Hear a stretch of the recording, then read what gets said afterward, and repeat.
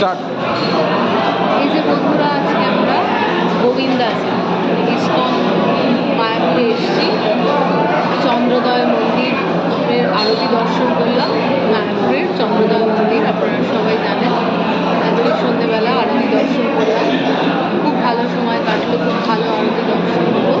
এবং তারপরে আমরা এখন খুবই খিদে পেয়েছে, আমাদের এখানকার ফেভারিট রেস্টুরেন্ট গোবিন্দাসে এসেছি। সেখানে মশালা দোসা আর পনির দোসা এটাই অর্ডার করা হয়েছে। এই যে এই দুটি হচ্ছে মশালা দোসা, আমার মা যেটা খাচ্ছে এটা মশালা দোসা, এটা মশালা দোসা। আর ওই যে ওর হাজব্যান্ড যেটা খাচ্ছে ওটা পনির দোসা। এটা পনির দোসা। পনির দোসা, মশালা দোসা, এখানে সব কিছু পিওর ঘিতে তৈরি, পিওর ঘিতে তৈরি। এবং এখানকার রান্না খুবই ভালো।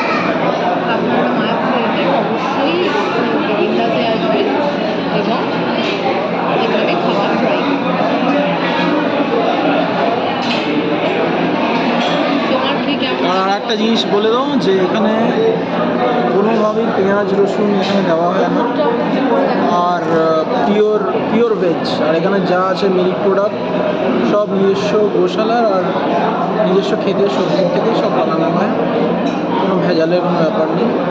ওই জন্য শরীর আপনার এখানে খেয়ে ভালোই লাগবে, টেস্টটা একদম ডিফারেন্ট হবে, কেন কি অরিজিনাল জিনিস খাচ্ছেন।